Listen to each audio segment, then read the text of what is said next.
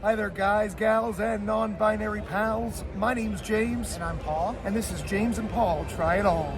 A few nights ago, we went to Vanderpump A Paris at the Paris Hotel in Las Vegas, Nevada for a romantic dinner with sumptuous small bites, over-the-top cocktails. And a ridiculously large bill at the end. But it wouldn't be Vegas if you left with much money.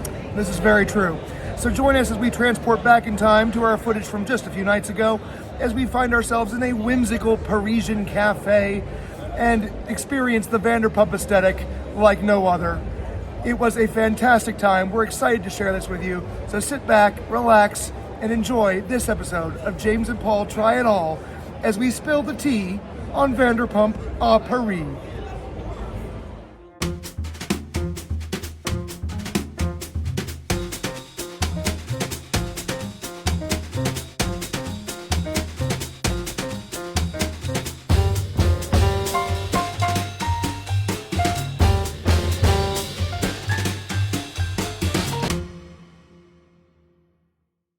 Located inside the Paris Hotel and Casino, Vanderpump A Paris is a popular spot for cocktails and small bites before a night out on the town on the Las Vegas Strip. The restaurant features and is known for its signature over-the-top Vanderpump aesthetic. With its surreal and dreamlike atmosphere and wall-to-wall charming decor, it's easy to forget that you're actually in the middle of Las Vegas Boulevard and not in an adorable Parisian cafe.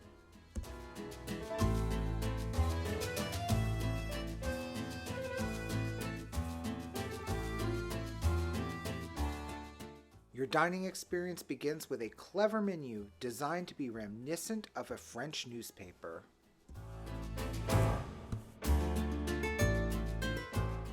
To start our evening off, the couples at the table began with the Love Lock cocktail for two, made with gin, velvet falernum, raspberry, hibiscus, and aquafaba.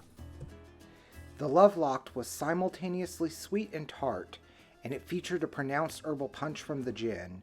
The aquafaba added a frothy, almost cream-like texture that really enhanced the mouthfeel. It was the perfect cocktail to share with the one you love.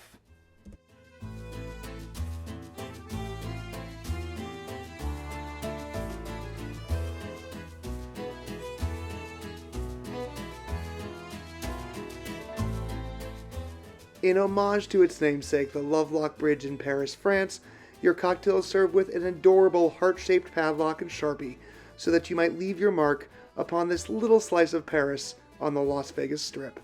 But we'll show more of that later in the video. As we mentioned, Vanderpump A Paris is known for its over-the-top cocktails, and the Louvre at First Sight is a prime example of this.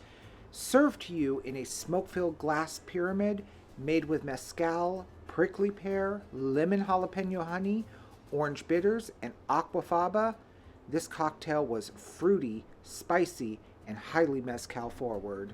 If that sounds like something you enjoy, this is one not to miss.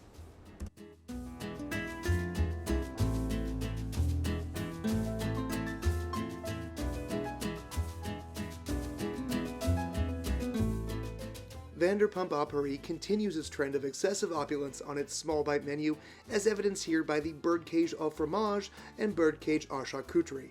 I would absolutely hate to be the dishwasher at this restaurant. While both bird cages were delectable and had a beautifully presented assortment of cheeses, fruits, meats, and accoutrements, you have to ask yourself, is $45 per birdcage worth it for what is essentially gourmet cheese and crackers? For us, if it comes with aesthetically pleasing roses made out of capicola and other cured meats, then it's going on the table. That being said, if you're not as bougie as us, then it may not be worth the price.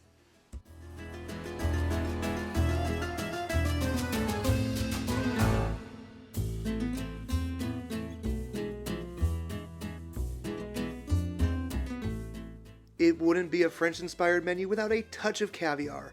Served atop dauphinoise potatoes and garnished with scallion and lemon creme fraiche, these tiny bites were absolutely phenomenal. I adore caviar. This was my first time trying caviar, and at only $31 for the plate, I can definitely say this was the best way to try it, as I do not see myself spending the often $100 or more per ounce that is normally charged on the Las Vegas Strip.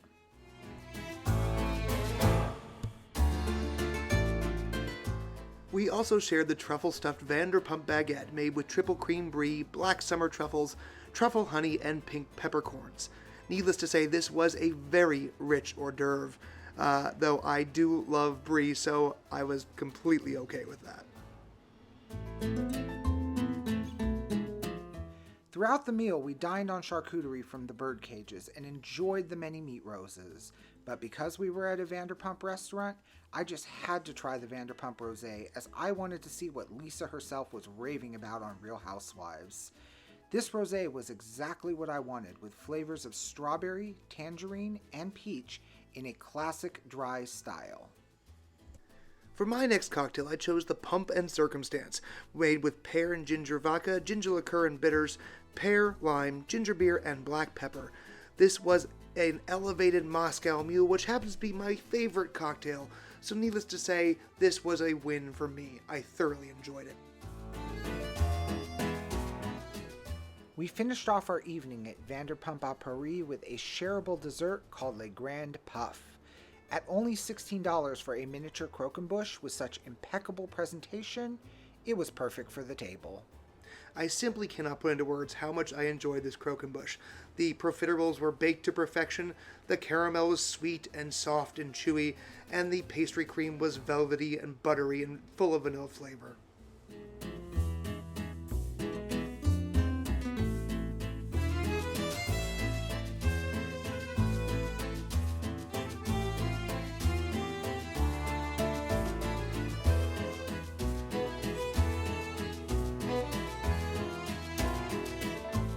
Before we wrapped up our evening, we made sure to remember to leave our lock, though I must say, finding an open spot was rather difficult.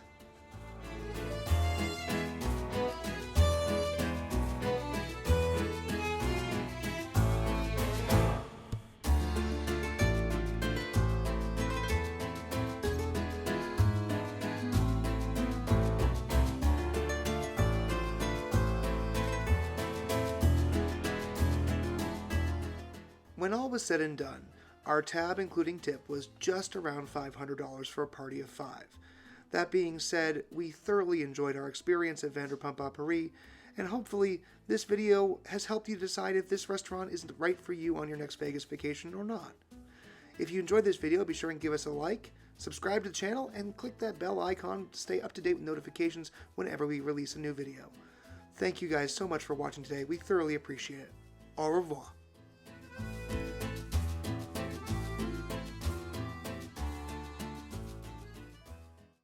Yes.